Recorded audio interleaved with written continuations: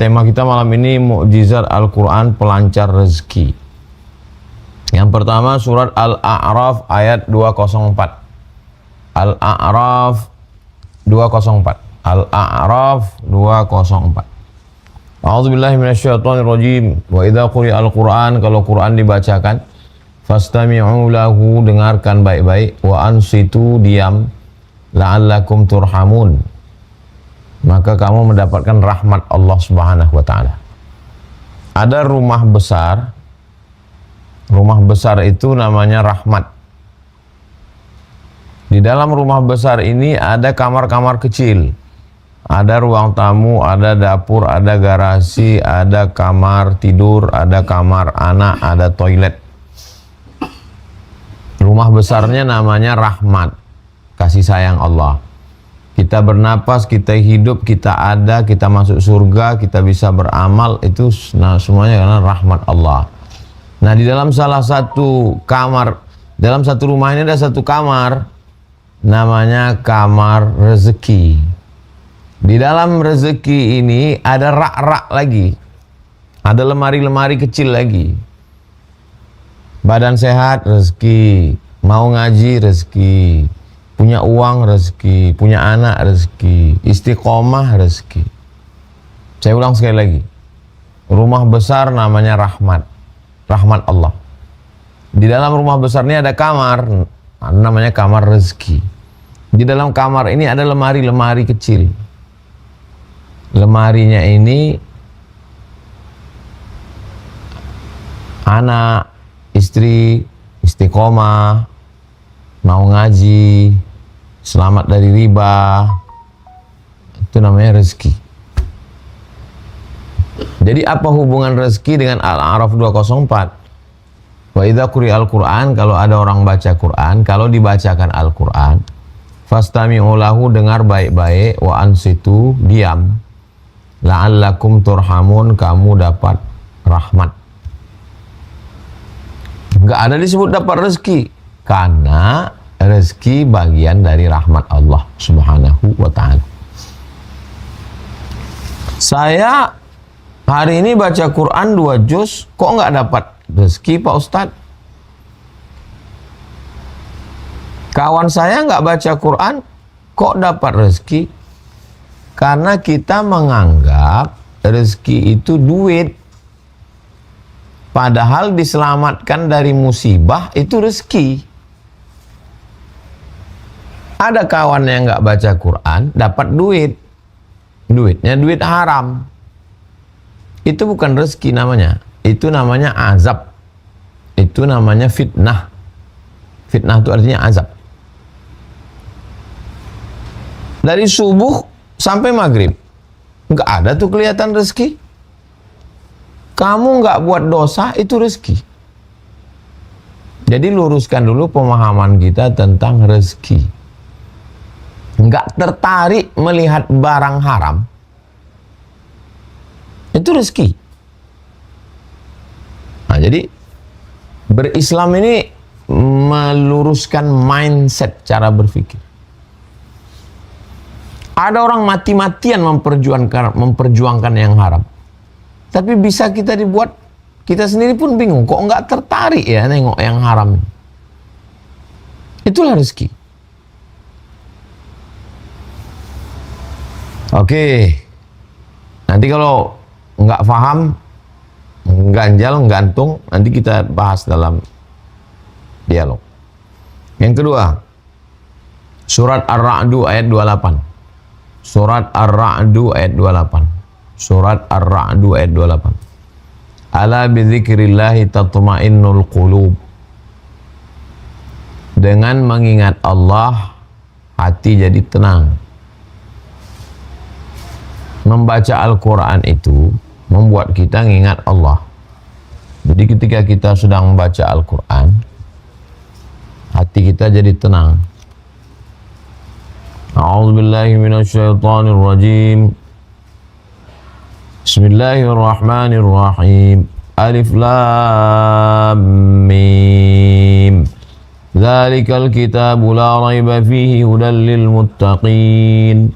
alladzina yu'minuna bil ghaibi wa yuqimuna as-salata wa mimma razaqnahum yunfiqun. Baca dengan nafas, menahan nafas, menghembuskan nafas, menarik nafas, ada mat panjang, pendek, idgham, gunnah, qalqalah, bila gunnah, iqlab, ikhfa, izhar. Itu mendatangkan ketenangan. Kalau hati sudah tenang, terbuka pikiran untuk cari rezeki. Nggak mau bangkit dari tempat tidur, scroll, sebelah kanan handphone, sebelah kiri remote, nggak mandi, nggak makan, nggak bangun, main game. Bersarang setan dalam hati. Jadi saya nggak mau memahami ini. Baca Quran, lancar rezeki. Logikanya apa? Itu. Nggak logis. Saya ini orangnya logis. Saya selalu berpikir apa hubungannya, apa korelasinya. Galau, gundah gulana, stres, depresi, kehilangan semangat, seperti lengket tempat tidur itu. Baring kiri, baring kanan, malas bangun, malas mandi, malas makan, malas ketemu orang, malas. Nah, ketika orang baca Quran, dia selamat dari yang begini. Sehat hatinya, sehat pikirannya, bangkit semangatnya, otomatis dia ambil wudhu. Dia pergi ke toilet, dia wudhu. Eman-eman, saya nggak sholat sunat. Kalau kebetulan pagi duha, kebetulan malam tahajud. Baca Quran, semangat. Terbuka pikiran cakrawala untuk buka usaha, bisnis, kebun, nyambung silaturahim. Itu logisnya. Mukjizat Al-Quran pelancar rezeki. Iya. Kalau baca Quran, hati kita jadi tenang, kita nggak stres, kita nggak depresi, kita nggak anxiety, kita semangat. Itu korelasinya. Yang ketiga ini hadis ada dalam kitab Syu'abil Iman. Nama kitabnya Syu'abil Iman. Nama penulisnya Imam Al-Baihaqi. Bunyi hadisnya begini. Man qara'a surat al-waqi'ati. Siapa yang membaca surat al-waqi'ah. Fi kulli laylatin. Setiap malam. Lam tusibhu faqah abadan. Dia tidak akan terkena fakir selamanya. Siapa yang baca surat al-waqi'ah setiap malam, ba'da maghrib, ba'da isya, ba'da tahajud, mau tidur malam, lam tusibhu faqah abadan. Hadis ini dhaif Pak Ustadz. Hadis dhaif bisa diamalkan kalau bukan masalah akidah. Bisa diamalkan bukan masalah dalil fikih. Bisa diamalkan kalau tidak ada periwayatnya yang kazab, pendusta, penipu, pembohong. Bisa diamalkan kalau masih bernaung di bawah hadis sahih. Bisa diamalkan kalau untuk fadhail a'mal, motivasi beramal. Tapi surat Al-Waqi'ah bukan mantra. Baca surat Al-Waqi'ah, selamat dari miskin.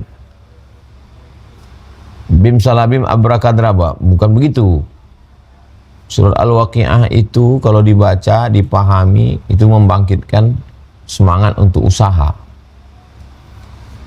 Idza waqa'atil waqi'ah. Kalau terjadi hari kiamat. Laisa liwaqa'atiha kadhibah. Peristiwanya terjadi pasti, tidak ada dusta. Khafidatur rafi'ah. Ada yang dijatuhkan, ada yang diangkat derajatnya, yang baik-baik, mulia, yang jahat-jahat, kafir, kufur, hina. Idza rujjatil ardu rajja. Idza rujjatil ardu rajja, ketika bumi digoncangkan. Wa bussatil jibalu bassa, gunung-gunung dicabut seperti bulu kambing dihembus angin. Fakanat habaan membatha, dia seperti habaan membatha, debu-debu yang berterbangan. Gunung Bromo, Gunung Kidul, Gunung Merapi, Gunung piramid-piramid tercabut seperti debu yang tepung yang diletakkan telapak tangan dihembus. Wa kuntum azwajan salasah, kamu dalam keadaan azwaj, berpasang-pasang. Fa ashabul maimanah, ada kelompok kanan. Ma ashabul maimanah, apakah kelompok kanan itu? Wa ashabul masy'amah, ada kelompok yang berputus asa, para pendosa, orang kafir. Ma ashabul masy'amah. Was-sabiqun as-sabiqun, orang-orang yang telah dulu berbuat baik, berniat baik, beramal baik. Ulaikal muqarrabun, mereka itulah orang-orang yang mendekatkan diri, didekatkan Allah, mendekatkan diri kepada Allah. Fi jannatin na'im, mereka berada di dalam surga. Jadi ketika surat Al-Waqi'ah ini dibaca, difahami bahwa dunia akan berakhir, bahwa kita akan mati, bahwa kiamat akan terjadi, kita jadi bangkit semangat untuk beramal. Logis, masuk akal. Bukan mantra. Bukan berarti setelah baca surat Al-Waqi'ah lalu kemudian selonjoran, malas-malasan, turun rezeki dari langit, bukan begitu. Dibaca, dipahami, membangkitkan semangat, hilang galau, hilang gundah gulana, hilang putus asa, kuat keyakinan kepada Allah Subhanahu wa taala. Jadi Islam itu agama yang rasional, agama yang masuk akal. Oke, berikutnya yang keempat. Hadisnya ada dalam Sahih Muslim. Majtama'a qaumun, sekelompok orang berkumpul. Sekelompok orang berkumpul, laki, perempuan, tempatnya berpisah, ulama, kiai. Majtama'a qaumun fi baitin min buyutillah, di masjid. Yatsluna kitab Allah, membaca ayat Al-Quran. 3. Kumpul di masjid, baca Al-Quran. Wa yatadarasunahu fima bainahum, mengkaji isinya. Kumpul di masjid, baca Quran, ngaji. Balasan Allah, nazalat alaihimus sakinah, diturunkan Allah sakinah, ketenangan dalam hati. Hafat bihimul malaikah, mereka dikelilingi oleh para malaikat. Ghasyiyat bihimur rahmah, mereka diliputi rahmat kasih sayang Allah. Wa dzakarahumullahu fi man indah, mereka dibanggakan Allah taala kepada para malaikat. Masuk masjid, kumpul, baca Quran. Kalau di Maroko sebelum sholat Jumat kira-kira 1 jam baca Quran rame-rame. Bismillahirrahmanirrahim. Innal ladzina amanu wa 'amilus solihati kanat lahum jannatul firdausi nuzula khalidina fiha la yabghuna 'anha hiwala. Qul law kana al-bahru midadan li kalimati rabbi lanafida al-bahru qabla an tanfada kalimatu rabbi walau ji'na bimithlihi madada. Qul innama ana basharun mithlukum yuha ilayya annama ilahukum ilahu wahid. Faman kana yarju liqa'a rabbih faly'amal 'amalan salihan wa la yusyrik bi'ibadati rabbih ahada. Hari Jumat 1 jam sebelum khatib naik mimbar, itu sudah ngaji serentak di masjid-masjid Maroko. Kalau di Mesir, ini mimbar masjid, di hadapan mimbar tuh ada tempat qori, baca Quran, kira-kira 1 jam sebelum sholat zuhur. Masjid-masjid tua biasa. Tilawah. Nah, kalau di Maroko tadi ngaji sama-sama. Kalau di Mesir, baca tilawah qori-qori, mujawwad. Syekh Abdul Somad Abdul Basit, Syekh Al-Minshawi, Syekh Nu'aina. Nah, jadi tradisi membaca Al-Quran di masjid, nazalan alaihimus sakinah, ketenangan batin, wasyiyat bihimur rahmah, mereka dapat rahmat, hafat bihimul malaikah, dikelilingi oleh para malaikat, wa dzakarahumullahu fi man indah, mereka dibanggakan Allah Ta'ala kepada para malaikat. Kalau sudah hati tenang, nggak stres, nggak depresi, nggak galau, nggak susah, turun malaikat bawa rahmat, dibanggakan Allah Ta'ala, bangkit etos kerja, semangat, keluar dari masjid, idza qudiyatis shalah, selesai sholat, fantashiru fil ard, bertebaranlah di atas muka bumi, wabtaghu min fadlillah, carilah karunia Allah Subhanahu wa Ta'ala. Pergi ke laut memancing ikan, pergi ke pasar berdagang berniaga bisnis, pergi ke kebun nanam sawit, nanam kelapa, nanam pinang, nanam sayur. Jadi bawaannya nggak galau, ngayal, stres, suntuk, bunuh diri, nggak begitu bawaannya. Berikutnya yang kelima, hadisnya ada dalam Sahih Muslim. La yazalu 'abdi yataqarrabu ilayya bin nawafil.